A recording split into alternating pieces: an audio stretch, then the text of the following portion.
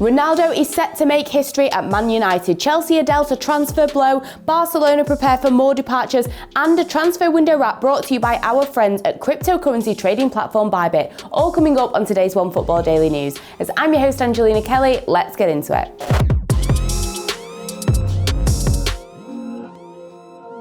So first up, and unless you have been living under a rock, you will know that Cristiano Ronaldo has made a sensational return to Manchester United. So of course, last week, all of the news was that Ronaldo was heading to Manchester City. Now reportedly that deal that seemed to be a deal at the time was never really a deal. Not too sure what's going on, but of course, Ronaldo will be returning to Manchester to put on the red shirt once again. And it's safe to say that Ronaldo fever is already taking over the city. And in addition to this, he is set to become the Premier League club's highest earner on reportedly around £480,000 a week on his 2-year deal with the club. Of course, Manchester United's current highest earner is David De Gea on about £375,000, so it is a pretty big jump for a pretty big player. And of course, the main question on everybody's lips is, will Ronaldo wear the number 7 shirt? Of course, Edinson Cavani currently has it, but even if he did want to give it up, it would be pretty tough. According to Premier League rules, the club have already, of course, registered Cavani as wearing the number 7. It's not very likely that they would be able to change that unless they put in an appeal. So we'll have to wait and see. The only previous shirt number that Ronaldo has worn that is available is the number 28 that he did wear at Sporting Lisbon, and he did want to wear when he made his first arrival to Manchester United, where it was Sir Alex Ferguson who gave him the number 7. And meanwhile, looking at Ronaldo's former club Juventus, the hunt for some kind of replacement for Ronaldo does continue. So of course there is Moise Kean. He reportedly is entering having a medical. That announcement is expected to happen anytime soon, as he will be making his return to the club. Then there are rumours that the club could actually try and get Mauro Icardi from PSG. Of course, he had a great spell with their rivals Inter Milan for so many years, so scoring so many great goals. We'll have to wait and see what happens with that one, but I'm not too sure if I can see it happening. And then of course there have been links with the likes of Sergio Aguero, Pierre-Emerick Aubameyang, Eden Hazard, etc. But according to journalist Fabrizio Romano, none of these moves will happen. And actually Juventus, once they've got Kean, are more in the market for a midfielder and could try and get Milan Pjanic back at the club,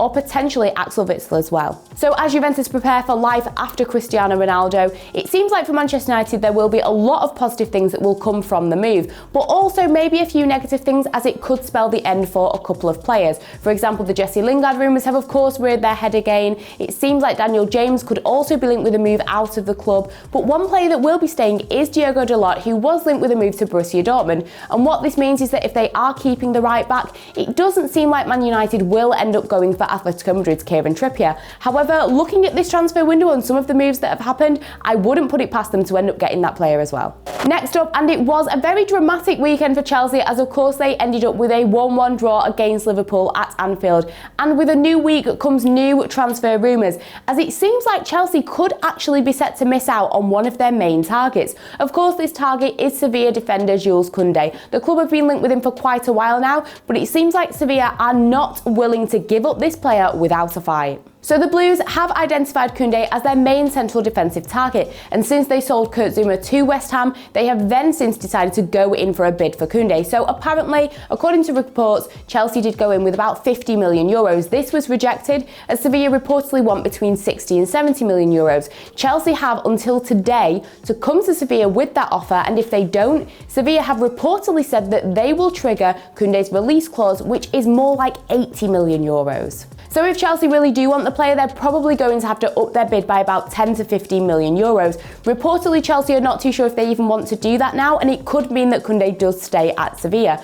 But of course, considering Chelsea, they do probably have the funds for it, as they have recouped all of the money that they spent on Romelu Lukaku with some of the departures, including Fikayo Tomori, Tammy Abraham, etc. So the funds could potentially be there. But when you do look at Chelsea and the defensive options that they have a lot of young defenders. They also have a lot of experienced defenders as well. I think if they don't end up getting Koundé, then Chelsea will be just fine. So over the weekend, it was probably very mixed emotions for Barcelona fans. Of course, they got a 2-1 win over Getafe. Memphis Depay was on the score sheet and put in a great performance, but also their former star man Lionel Messi did make his official debut for PSG. Although he didn't get on the score sheet, it was Kylian Mbappe that came through with the goals. Messi still put in a really great performance. So yeah, Barcelona fans were probably feeling a little bit down about that, and it seems like things are maybe not even getting much better, as Ronald Koeman has stated that the club are expecting even more players to depart before the transfer window ends. The manager has come out and stated that it's not good for the coaches,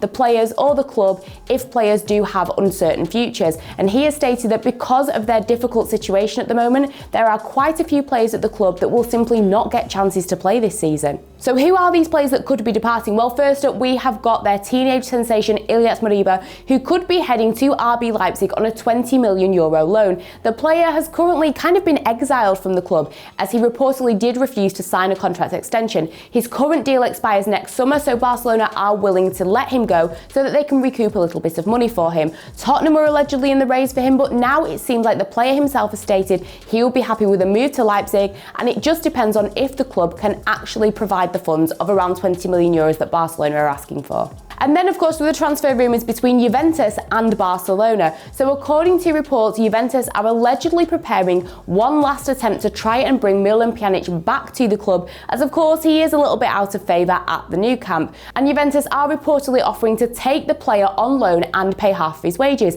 And then, of course, Sergio Aguero has actually been linked with a move to Juventus, but reportedly this one is definitely not on the cards. And then there is Emerson Royal, who Tottenham are reportedly very much interested in. Now, they did reportedly try and offer a swap deal with Sergio Aguero, which was rejected by Barcelona, but reportedly the London club are still going to attempt to sign the player. So looking at these players that could be departing, it will be interesting to see what happens as we get towards the end of the transfer window. And one thing's for sure is that if Barcelona can maybe offload a few more players, this could put them in a better financial situation, and this whole drama of this transfer window could finally be in the rearview mirror for them. And now we have our transfer window wrap brought to you by our friends at cryptocurrency trading platform Bybit. And first up, according to reports, it seems like Inter Milan's Lautaro Martinez has accepted a contract extension with the club. Meanwhile, in the Premier League, Wolves have completed the signing of RB Leipzig's Hee-Chan Wang, and also in Germany with Borussia Dortmund, the club are reportedly interested in trying to bring in Callum Hudson-Odoi, but according to reports, Chelsea's manager Thomas Tuchel does not want to lose the player.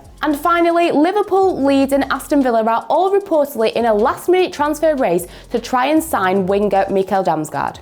And now we've got Friday feels. Of course, you are all leaving your predictions in the comment section of Friday's Daily News, and there were a few people who got their predictions correct. Chedid Gamer did predict correctly that Barcelona would get that 2-1 victory over Getafe. Aidan Nicolas Giberas did predict that Olivier Giroud would score his first goal for AC Milan, and he actually ended up scoring 2 goals on the night in their win. And finally, Blocky made a much better prediction than I did regarding Gareth Bale, as they predicted that Gareth Bale would not get on the score sheet in the Real Madrid game. And last but by no means least, we have Emoji Mondays. This is where we stick a few emojis on some of the weekend's action. And first up for best game, for me personally, it had to be the Old Firm derby. It's always a great game. This was the first game with fans since 2019, and Rangers, of course, did get a 1-0 victory over Celtic. No Celtic fans were actually allowed in the stadium. There were quite a few people missing due to COVID outbreaks, but all in all, just another great derby to watch. Next, best player. There were so many to pick from in this category, but for me personally, I have gone for Robert Lewandowski, because why not celebrate him? Any chance to celebrate this amazing player, as he scored his 300th goal